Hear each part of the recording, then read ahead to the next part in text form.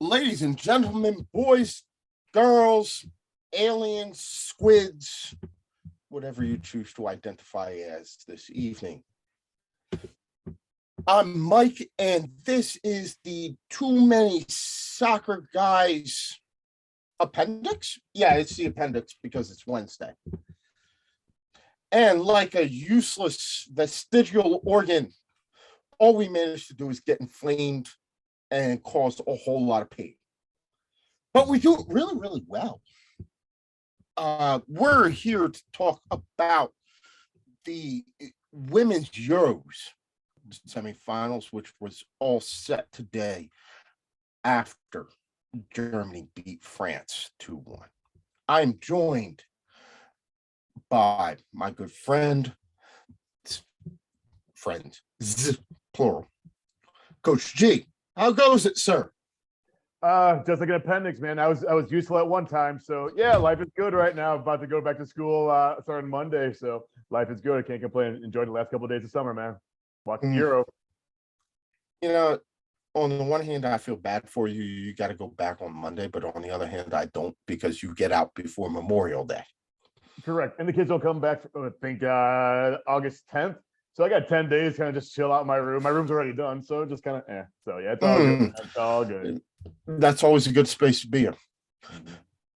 Bayern Rob, who has officially survived Bayern's visit to the United States and COVID. Yeah, I don't know which one's more impressive. But what about doing both? I mean, look, it's been chaotic. Last week was insane, and then I got the COVID on Saturday. Had one day of awfulness, and I've been good ever since. So yeah, but I'm here. I'm ready to go. COVID has provided me some isolation so I can watch some Euros. And also I did a good deed today. Somebody I know who's a Bayern Frauen fan, I needed a ticket, and one person from my Gotham FC NWSL supporters group could not go. She was over in England and said, "Hey, I find someone to that could use these tickets." And I said, "Sure, I will find someone to use these tickets." I found somebody for free, and there you go. So, and they got to enjoy a Deutschland victory. The power of supporters group and social media. Great job. Looking very much like a cross between an Undertaker and a not so talented Bob Dylan is Chelsea Mike. Well, I'm wearing the black for Germany today, you know? Yeah, but they were white. Well. And they won, so why are we wearing black?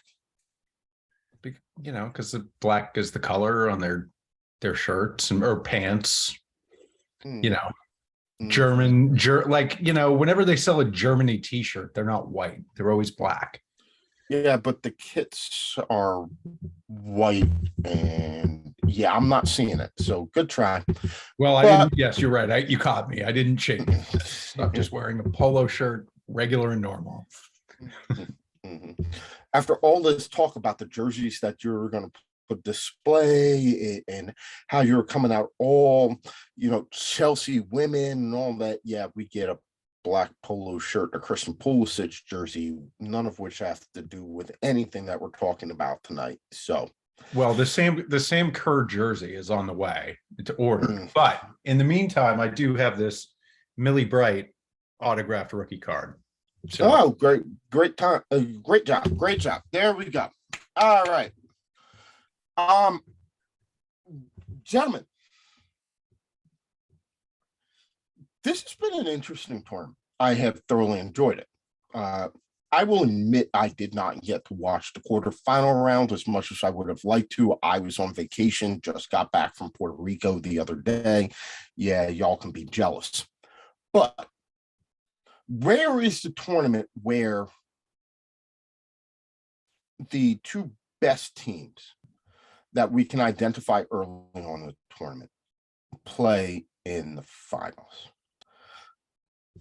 After since their 1-0 victory over Austria in the first game. England have scored 19 goals and conceded 1. Germany looked dominant from the get-go. Today they played arguably the third best team in the tournament, and I say that because they did not make the final in France and conceded for the first time in the 44th minute off of, well, it will go down as an own goal, but what can only be classified as a miracle shot from Donny, the French forward that was just had curved in, bounced off the post, had so much spin, it ricocheted off the German goal tender's leg and back in for a goal. It was a work of art and a wonder goal, even if she doesn't get full credit. But we get the two teams that we could have picked out early. Mike, you and I picked them out about 2 weeks ago in the group into the second round of the group stage and said, Germany and England look like the two best teams. Lo and behold, noon Eastern time on Sunday at Wembley, at a sold-out Wembley, these two teams will be competing for the championship of Europe. It's been a good tournament. It's been an interesting watch. It's been a rare tournament in that I can say that the two best teams are in the finals. Before we get into what happened in both of the semifinals, I want to get, gentlemen, your overall view of this tournament. Mike, I'll start with you. I mean, it's been excellent to watch. All the football has been excellent. Even, England winning by a lot over Sweden. The Swedes still had the upper hand in the beginning, and it looked as though, they were going to come and strike at England early. All the games have been really good. It's been a great showcase for the women's game, and I think you just add this added crowd noise that you're getting now in the big stadiums with large crowds. It's just made the game better.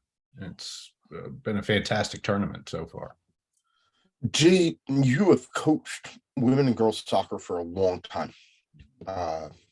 What do you feel like this tournament has done as an advert for women's soccer?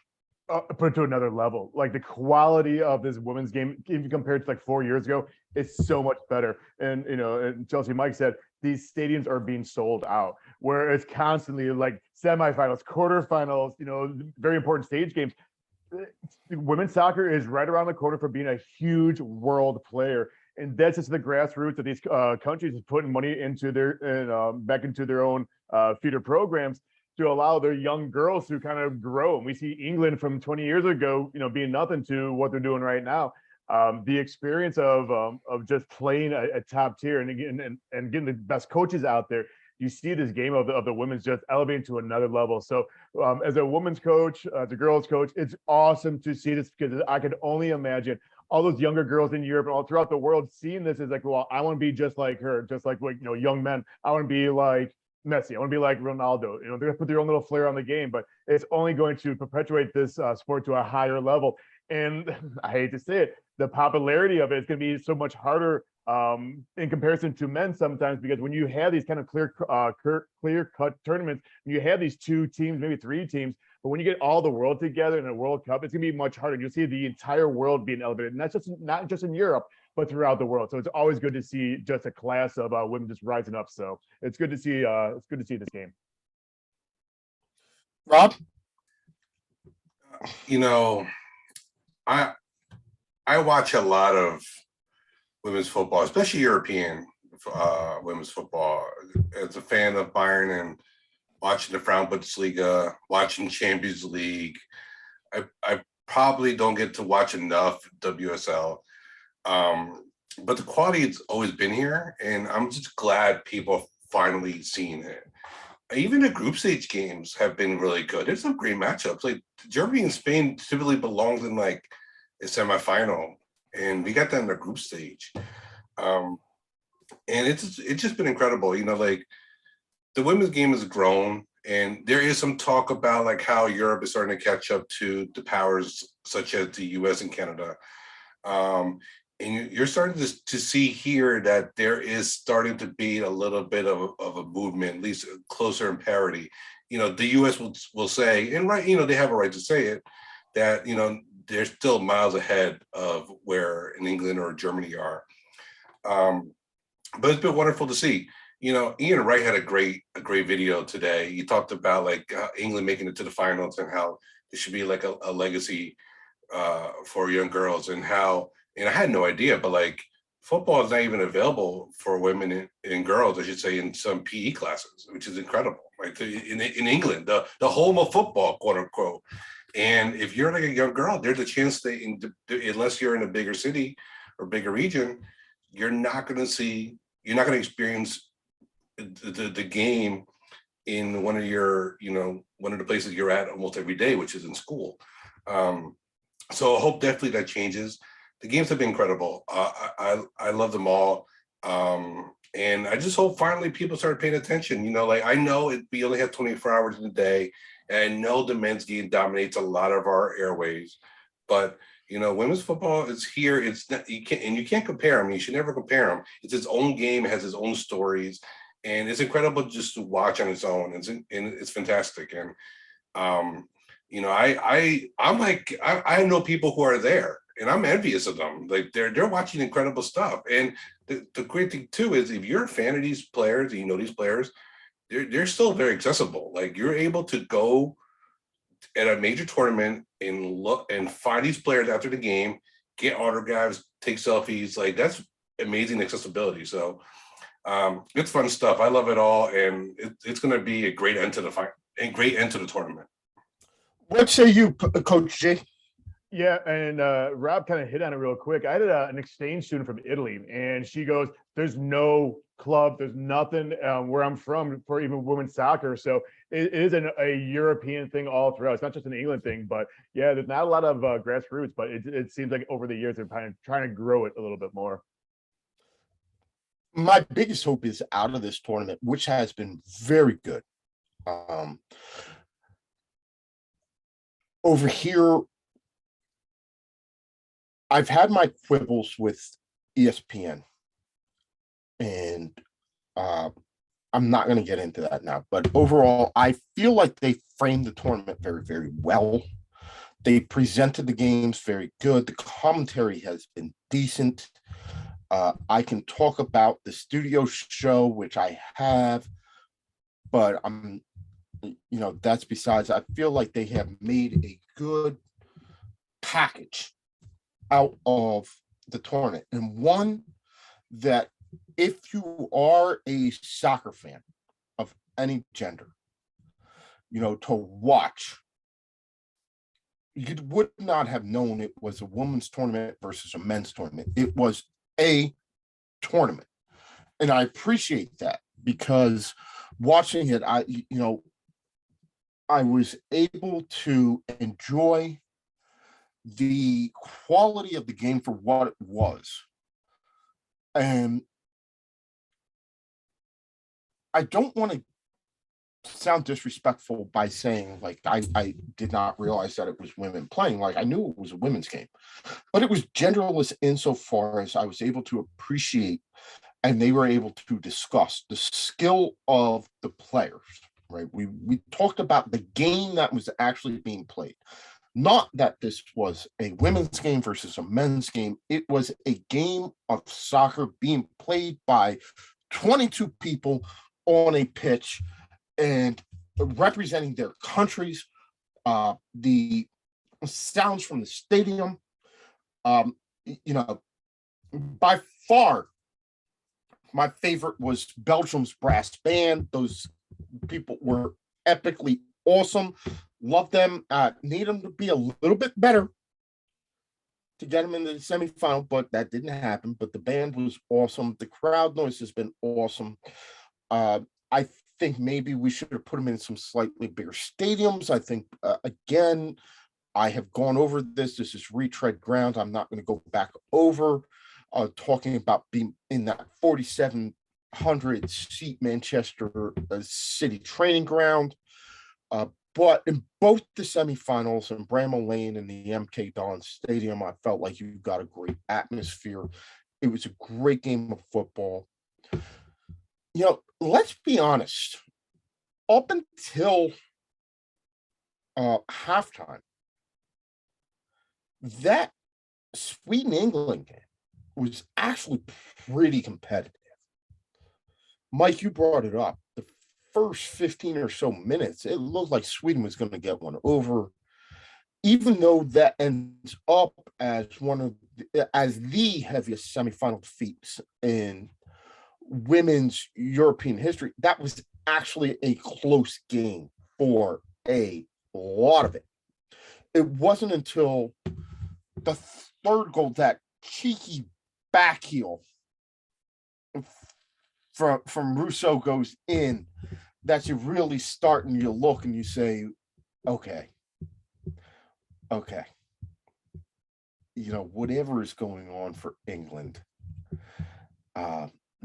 they've just been kissed by the soccer gods. No matter what they do is going to work. On the other side, Germany has just been Germany. Hardworking, dedicated, what we would expect from a German team. They attack with precision and strength and dedication. They track back. It is the full appreciation, Rob, in my humble opinion, of that their mineshaft ethos that we've seen throughout the most successful German teams, right? Relentless going forward, clinical, exact. Everybody knows exactly where they're supposed to be, exactly what they're supposed to be doing at any given time. It really is the machine. So let's start with the first semifinal. Mike, you are closest to the three Lionesses. What did you make of that win over Sweden? Well, I mean, it was an excellent win, and short of Hedvig Lindahl, the Swedish goalkeeper, making a few errors, it was a really, really good game. Look, Sweden and England have to be leery of this, right?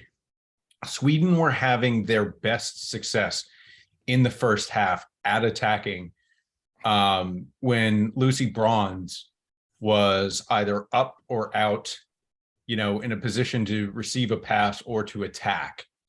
And the Swedes were getting into that channel. Actually had an opportunity in the first minute right off the kickoff, going right through that lane. So they clearly saw that as a place to attack. And in the first 15 or so minutes, it worked. But England gets their first goal in the first half because Lucy Bronze is up.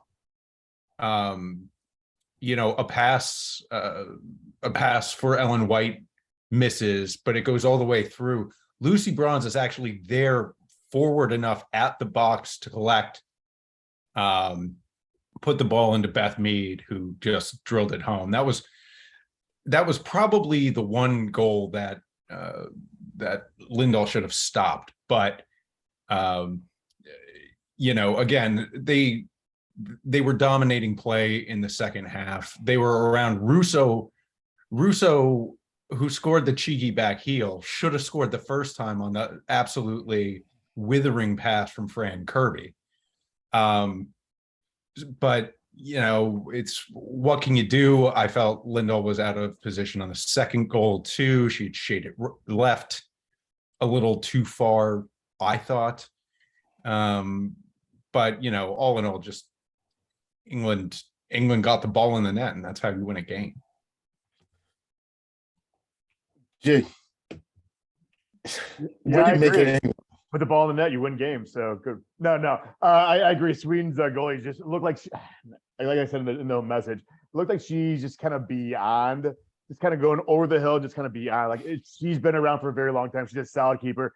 This whole tournament, she looked like she was kind of on but off on the same standpoint. Like Mike said, looked like she was off to the left just a little bit. Where normally, give it 5 years ago, 10 years ago, she was right in the right spot, making great saves. Like nothing, like she was a wall.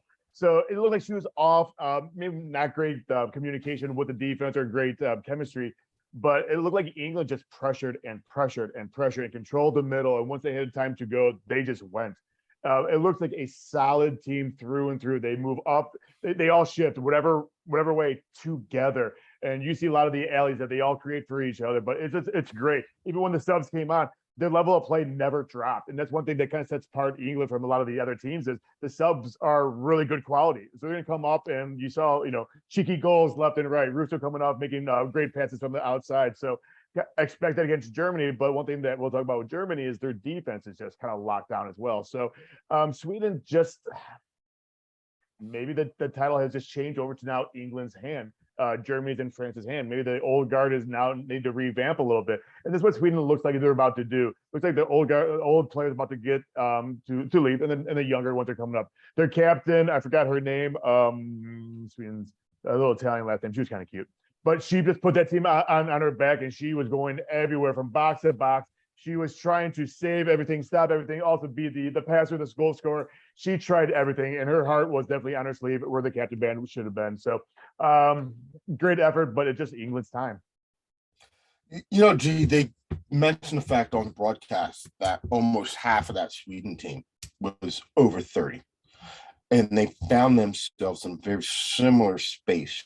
Now, this was a Sweden team that beat the U.S. in the group stage of the last Olympics, 3,988 to nothing. I actually think it was like 3-0, but we're going to go with 5,672 to nothing, because if the U.S. women lose by more than one goal, who cares whether it's 2 or 2 million? But they found themselves. Different team. Yeah, you said it's a different team. They're just getting a little bit more miles under their legs, a little more knocks throughout the years. They're just weathered. So they're just a team of transition, and we will always see that in every kind of sport and every single team, out with the old and with the new. And Sweden's no different. Sweden were not one of the teams initially when this tournament opened, though, that I thought would be in and amongst the semifinals, right? Spain, Netherlands, Germany, England, France. Didn't really have Sweden in it. And I thought after their group stage, quarterfinals, okay, maybe I can see this. Like, when you have a semifinal in a women's tournament that is England, France, Germany, and Sweden, okay, that makes a whole lot of sense. Rob, it just looked like England, after that initial onslaught from Sweden, England just had a different gear that Sweden couldn't get to. Yeah, it looked like Sweden almost got discouraged because they had so many good chances in the beginning, especially when I believe it was Lucy Bronze was out of position a bunch and they attacked her spot. And it's almost like they're like, oh my God, we can't even score. And then all of a sudden, like, England woke up a little bit. This probably next year's World Cup might be like the last one for the Sweden team to make its mark or to win something. And the keeper's 39, right? I think the keepers are different. They're gonna they'll be fun. They can go out for a while, right? So they'll put Lynn Hall probably has one more big tournament. But the big players like Rolfo, who plays for Barcelona, She didn't come out today. Hannah Glass who plays for Bayern, who's normally a right back, was playing left back. So she's played out of position. She's finally played right back for a little bit toward the end of the game. There's some good players here, but England just got some better players, and then they were able to withstand it. And a team like England, who's filled, the roster is filled with stars. On the bench, they're stars. You can't put a goal onto them early when you have chances. They're gonna wake up and they're going to basically, take advantage of you being somewhat defeated. So, look, Sweden can play. I know they can play. I was picking Sweden to win. I thought they were going to win because, the whole tournament, Hannah Glass was winking at the camera, and every time she did, they won. And she winked and it didn't work today. So, England, they're at home, right? They have the home field advantage. But so that for someone like Sweden, like they said in the commentary, that doesn't really bother them. They like playing when they're the underdogs. They just the keeper made some bad errors, and then by that time the game's out of hand, and then now it's over. The mental psyche takes a hold of you, and you're just done, and that's it. And so England moves on, and here we are. Mike, it should be noted that coming into the tournament, Sweden were ranked second in the FIFA rankings, and of course, those are infallible, right? Those are widely regarded as indisputable. Well, they held the World Cup runner up to a draw in the Netherlands. So they can play. Just it's things are different. Things change. And Mike, I understand exactly what you're saying. Like, they were ranked high, and even I stumbled over myself when I looked at that, and I was like, of all the teams that I saw coming into the tournament, Sweden were not amongst the ones that I picked. And I'll be honest, what I was looking at were the teams with the strongest domestic leagues, right? Yeah. And this is a good segue because, how much has the Women's Premier League and this, race that has developed in between Chelsea and Man City, and now Arsenal and Manchester United, to establish these strong women's teams to complement their men's brands. How much has that benefited the overall England women's program? Mike, I mean, I think it's benefited greatly. Part of, when the Chelsea ownership traded hands, that part of the concessions that the government really and the supporters were looking for were making sure that there was continued investment in the women's team. The big sides with the big money are putting money, not big money, but they're putting money into it, and it's clearly helping the game. And you can see the English team is made up of stars of, mostly there's Chelsea, and there's City, and there's Arsenal, and there's Man U, and there's four big teams who have great English players on them. And they're constantly competing against one another. So I think you get that level of competition all the time, and you're going to, at the end of the day, have a better product that's just going to keep getting better and better as, again, more investment comes in and more sides. I actually think that there's, a good way for a smaller, a lower league side to build a brand by, heavily investing in a woman's side. Because it's still not that hard to get into the Women's Super League. You could probably get there in 2 years if you do it right. So But anyway, there's just that much competition, and it's just going to grow as the game grows. So Yeah, and you actually kind of see that all throughout these other leagues, like in the Spanish La Liga for the females. It's all Barcelona teams. Yeah, you get a player from Spain that might play in Germany or whatever, but most of the national teams play in the domestic league, and for the most part, they play together on the club team.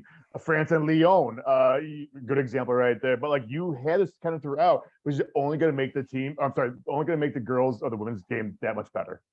right, a lot of these other countries, Germany, Wolfsburg and Munich, Lyon and PSG, they only have two. So I mean, you get one good game out of every 10. The rest are 5-0. But like the English league, German league is also very good. The Bayern and Wolfsburg being the standouts, but if you start getting more competition in these leagues, and the game's going to get better. There's no mistaking the fact that the countries with the strongest domestic leagues all made it to the round of the quarterfinal round, right? We probably could have seen something slightly different if Alexia Putellas had not gotten hurt, and if Germany and Spain weren't drawn in the same group, which made it so that one of them, and COVID too, got to acknowledge that, Coach G. One of those two would have to play England in the quarterfinals. But if I had told you that you had a semifinal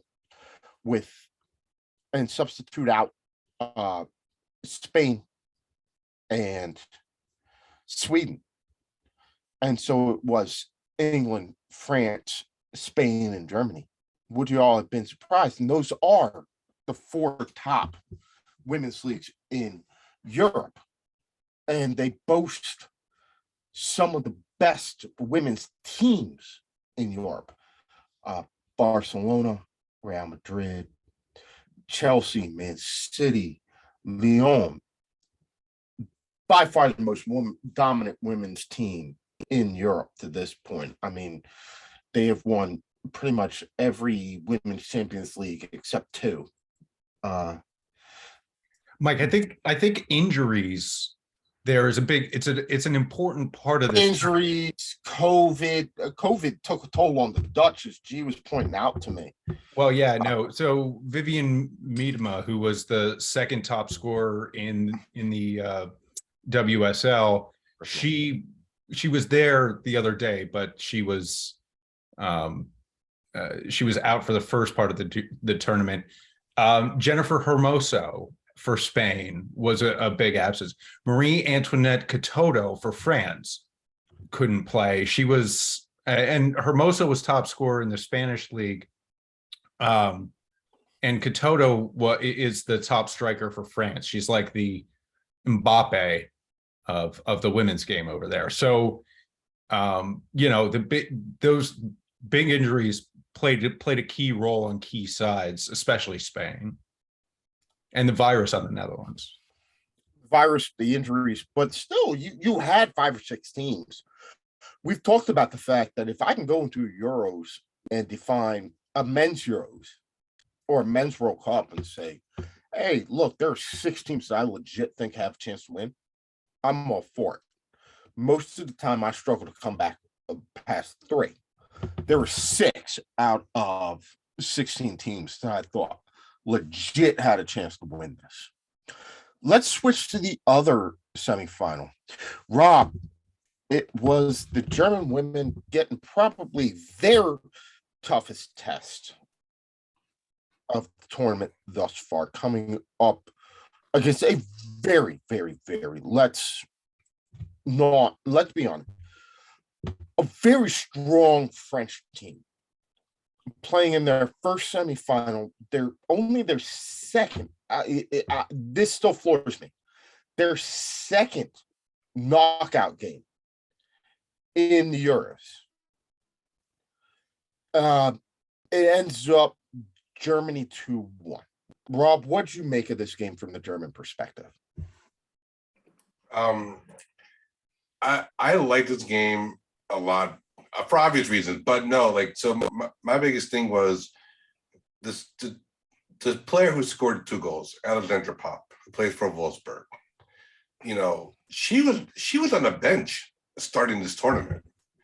Leah Schuler, who was the top scorer in the Frauen Bundesliga, got COVID early on, and she pretty much, you know, even though she's back on the bench, we don't know if like COVID affected her in some way, so she had not played since.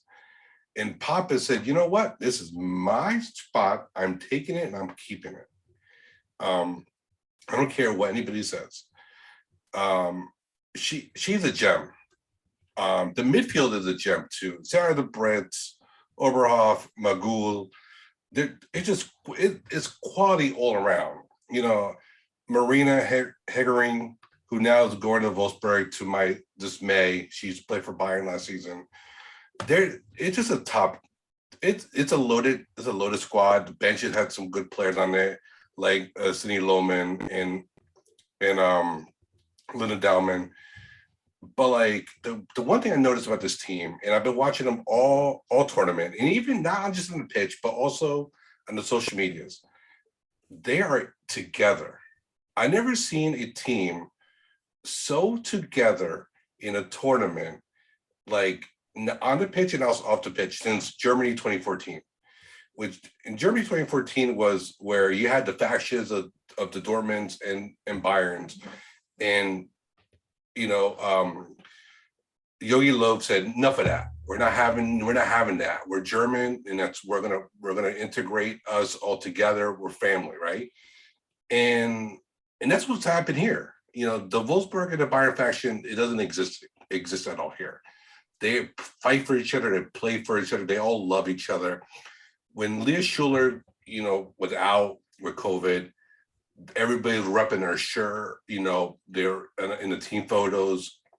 When Clara Bull was out with COVID, Cindy Lohman, which is one of her best friends, was on this team, was repping her shirt. They are so together as a squad that it's a next woman up mentality. It's going to carry them to the final. While look, everybody knows the names that England has. What they did here was they overcame a miracle shot, an own goal miracle shot, you know, which is granted they went in, blah blah blah, right? But that could have taken the sail out of any team. And to them, they said, no, we're going to hang on and we're going to win it. And Pop won it by being in the right place in the right time with just a perfect placement of her foot right to the ball. Because look, honestly, you know, how she was guarded on both goals is textbook defense. It's just that she got to the ball better because she wanted it more, and that's the end of it. But this is what this Germany team can do when they can have this little event that goes against them, and then they maintain their composure and they continue on, and that is why they're making it to the final. Now, Rob, this Germany team did not come in as tournament favorites. You know, in a group with Spain, and Denmark. Was Denmark or the Netherlands? I think it was Denmark and Finland. Denmark and Finland, right? We all thought, like, hey, they may not make it out. No, you're right, Leo. Like, I'm gonna let you finish your point real quick, but I would say that like every one of us had no confidence in this coach. What's her, Martina? Like we don't know what happened in training camp, because the previous games before, the friendlies all throughout the year, this is not this team, not at all. I'm dumbfounded. But continue on, Mike. Actually, you bring up a very good point because in the lead up to that first match against Denmark, a lot was made of the fact that they did not play a lot of games prior. Where Denmark had 3 friendlies, Germany had 1 and a couple of inter squad scrimmages. Not much was known. We didn't think that they were that good. They had struggled leading up to that. Nobody knew what to expect from this team. Nobody knew what to expect from this manager. Nobody knew what to expect. And then they come out and they win their first game 4-0. Look, let me tell you, they lost to Serbia in World Cup qualifying. They lost to England in February in a friendly. They lost to Canada in a friendly in February, and they tied Spain in a friendly. And like and that's what happened. They beat Switzerland in a friendly. They didn't one friendly before the tournament started. Am I correct? If I'm correctly, and they beat Portugal in World Cup qualifying. That's it. It's been reds and draws ever since, and so that's why this is this team. What they're doing this tournament is not what we expected whatsoever. So, gentlemen, this brings us to the ultimate part of the show. We've talked about England and their win over Sweden. We've talked about Germany and their win over Spain. Now we get to the final. Wembley, the cathedral of football in England. It may not be the original one, but it's still one of the cathedrals of football. All of us know from watching the Premier League, it can be a bit of a confusing surface to play on. Tends to play, and I bring this up because this will get into the tactics and how we talk about this. Wembley tends to play a little bit slower than a lot of other stadiums that we're used to, a lot of other stadiums that we've seen games in. The ball doesn't tend to travel as quickly. It can be a bit muddy because of the lack of sun, rain, and the elements and struggles getting it. So we're going to have to contend with the pitch. We're going to have to contend with a partisan, what I expect to be a partisan England crowd, playing a final against Germany. There were 10 German bombers in the air. There were 10 German bombers in the air. There were 10 German bombers. There were 10 German bombers. There were 10 German bombers in the air. And the RAF from England shot one down. And the RAF from England shot one down. And the RAF from England. And the RAF from England. And the RAF from England shot one down. You could also do stand up if you won the war. Or what did 2 world wars and 1 World Cup? Do-da, do-da. Okay, yeah, we all know the songs. We expect to be a partisan England crowd, lots of chance of it's coming home.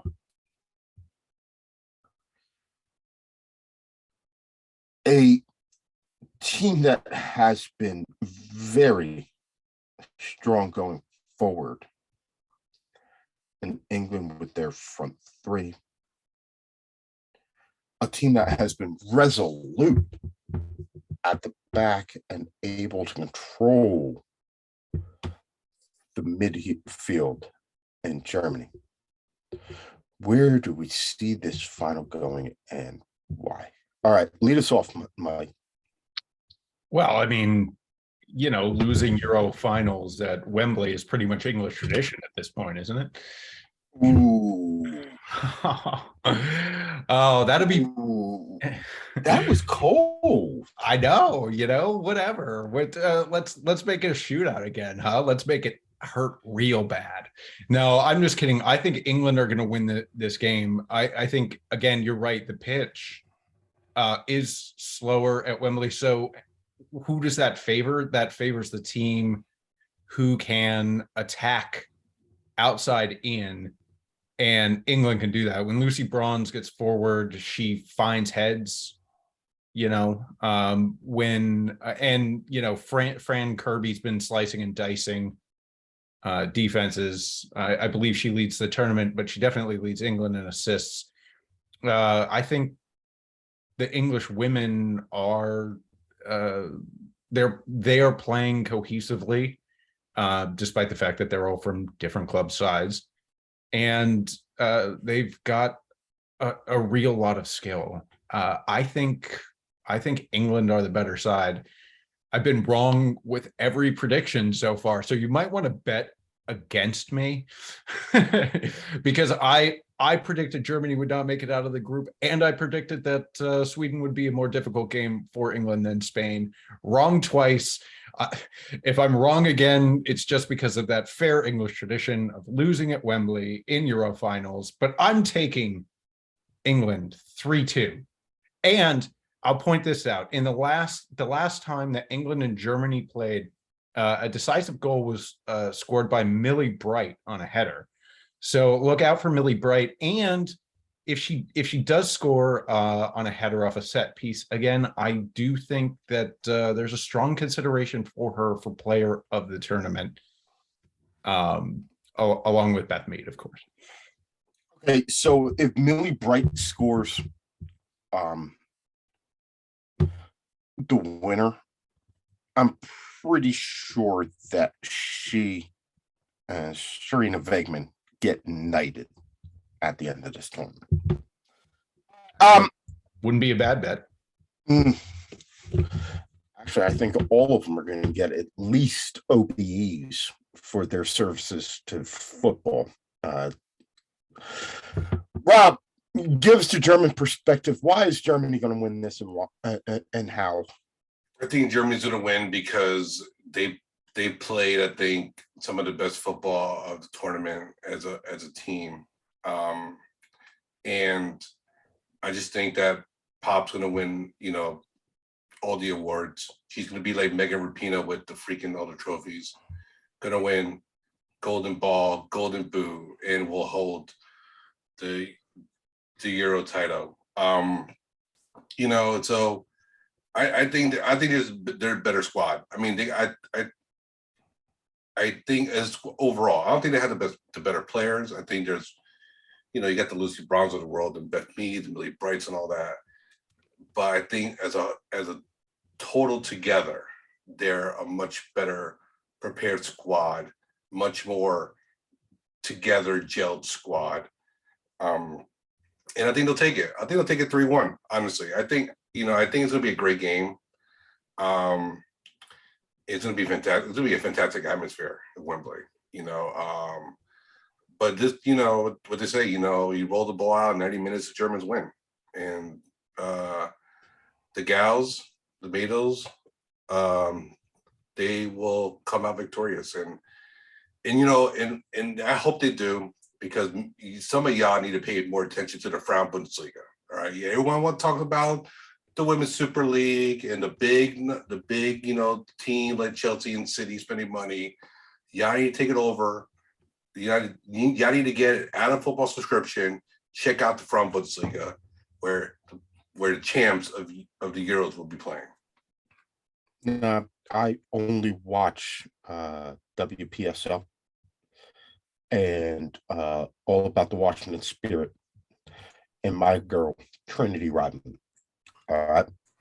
So as far as I'm concerned, there is no other women's professional soccer league outside of that. Y'all can have your Frau Bundesliga and your WPSL and the women, the League en Feminina and stuff like that. There's only one. You mean the NWSL? Is that what you mean? No, I thought it was WPSL. No, it's the NWSL. And then, Mike, I'm sorry. I mean, I know it's your show, but come on. At least I know the teams that play in it. I'm a member of a supporters group. I course I do. Whatever. You can keep your Frau Bundesliga. Give me my NPSL. or NWSL or whatever they call it. I know the league. I don't know the initials for it. I'm not going to lie to you, Mike. WSL, Women's Super League, I don't always get the acronym first time. Why can't it just be the Women's Premier League? Yeah, like whatever. I promised eventually, and I'm going to actually now work on this because I thoroughly embarrassed myself. But I do have a friend whose wife coaches in the second division of women's professional soccer in the United States. And now I have dedicated myself to making sure that we get Robin Horner on the show because she can then become the first woman to appear on the Too Many Guys soccer show. I'm just afraid that she's not actually going to want to do this. Anyway, who wouldn't want to do this? Who wouldn't want to sit here with us for 2 hours every week? You got Chelsea Mike, who's a stud-looking guy himself, self-promoted on Facebook or whatever he did. So, why wouldn't you want to come on here? Yeah. The better question is who would want to subject themselves to this buffoonery. All right, G. Oh man, I know there's so many ways I can go with this. So, is it coming back home? Should I keep going that way? Let's talk this out because the home field advantage is a legit thing, right? And I wonder about Germany's ability to handle the pitch at Wembley, which is going to be different than probably any place they've played this tournament, and maybe any place they played before. For those of you who are new, who are unfamiliar, the pitch at Wembley is a special kind of crazy. I mean, it is slow, it is muddy, it is all the. But how many of the English team women have played on that pitch? So if they haven't, it would be an equal, quality game because both of the teams are playing on the same pitches, but they've never played on before. But I think, both teams are a mirror of each other. I think both defenses are solid, both goalies are solid, offense, mid, everyone. The only difference, like you said, Mike, home field advantage. And I hate to say it, I'm actually going to root for England in the finals just because of the home field advantage. Everything that you guys said about the cohesiveness, about the teams, you guys are all 100% correct, even with Germany, even England. But the biggest thing is it's in England. It's in Wembley. They're going to bring it home. So that's the only advantage. The only way they're going to win is just because of that. I think it's 1-0. Going extra time, not in PKs, extra time. But it's their time, I guess. I have to say, there is a good part of me that kind of wants to see England lose just because the English press complaining about how England never wins at tournaments is just a fun thing to watch. And Schadenfreude is a German word. I know some bad words in German, but I won't say them out loud. I think, though, that women's football in England hasn't reached a point where it can survive a heartbreak.